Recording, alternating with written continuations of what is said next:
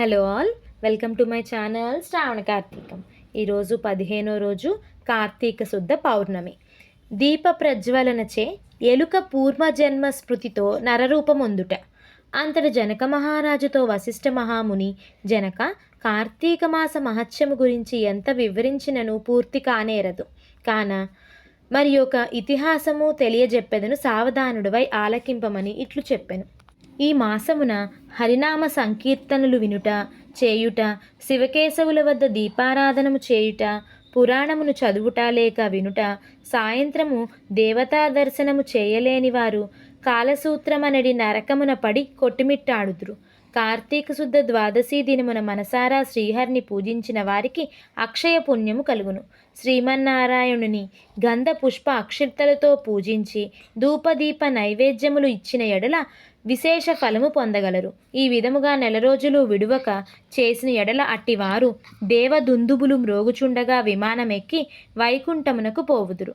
నెల రోజులు చేయలేని వారు కనీసం కార్తీక శుద్ధ త్రయోదశి, చతుర్దశి, పౌర్ణమి రోజులందైనను నిష్ఠతో పూజలు చేసి ఆవునేతతో దీపం ఉంచవలెను.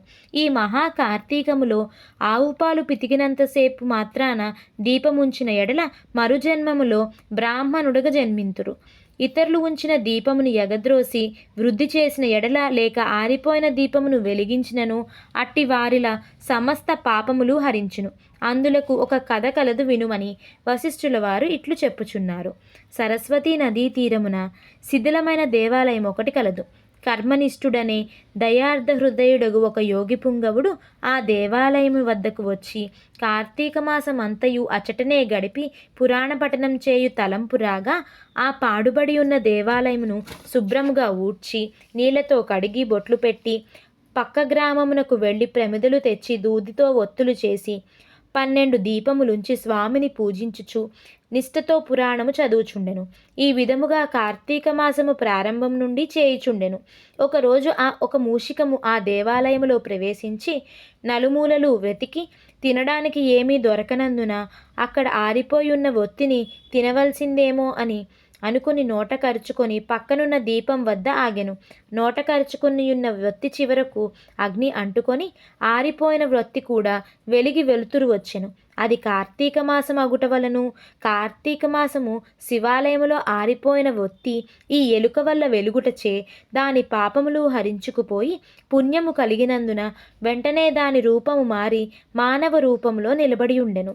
ధ్యాననిష్టలో ఉన్న యోగి పుంగవుడు తన కన్నులు తెరిచి చూడగా పక్కనొక మానవుడు నిలబడి ఉండగా గమనించి, ఓయి నీవెవడవు, ఎందుకిట్లు నిలబడి ఉంటివి అని ప్రశ్నించగా, ఆర్య, నేను మూషికమును. రాత్రి నేను ఆహారమును వెతుకుతుంటూ ఈ దేవాలయంలోనికి ప్రవేశించి ఇక్కడ కూడా ఏమీ దొరకనందున నెయ్యి వాసనతో ఉన్న ఆరిపోయిన ఒత్తిని తినవలనని దాని నోట కరుచుకొని పక్కనున్న దీపం చెంత నిలబడి ఉండగా నా అదృష్టం కొలది ఆ వృత్తి వెలుగుటచే నా పాపములు పోయినందున కాబోలు నాకి పూర్వజన్మం ఎత్తితిని. కానీ ఓ మహానుభావ, నేను ఎందుకీ మూషిక జన్మం ఎత్తవలసి వచ్చినదో దానికి గల కారణమేమిటో విశదీకరింపుమని కోరెను. అంతట యోగీశ్వరుడు ఆశ్చర్యపడి తన దివ్య దృష్టితే సర్వము తెలుసుకొని, ఓయి, క్రిందటి జన్మలో నీవు బ్రాహ్మణుడవు. నిన్ను బాహ్లాకుడని పిలిచేవారు. నీవు జైనమత వంశానికి చెందినవాడవు. నీ కుటుంబాన్ని పోషించుటకు వ్యవసాయం చేస్తూ ధనాసాపరుడువై దేవపూజలు నిత్యకర్మలు మరిచి నీచుల సహవాసం వలన నిషిద్ధాన్నము తినుచు మంచివార్లను యోగులను నిందించుచు పరుల చెంత స్వార్థచింత గలవాడువై ఆడపిల్లలను అమ్మవృత్తి చేస్తూ దానివలన సంపాదించిన ధనాన్ని కూడబెట్టుచు సమస్త తినుబండారాలను కడు చౌక ధరకు కొని వాటిని తిరిగి ఎక్కువ హెచ్చు ధరలకు అమ్మి అటు సంపాదించిన ధనమును నీవు అనుభవించక ఇతరులకు ఇవ్వక ఆ ధనము భూస్థాపితం చేసి పిసినారివై జీవించినావు. మరణించిన వెంటనే నీకు ఎలుక జన్మము వచ్చి మహాపాపములు అనుభవించుచుంటివి. నేడు భగవంతుని దగ్గర ఆరిపోయిన దీపాన్ని వెలిగించినందున పుణ్యాత్ముడైతివి.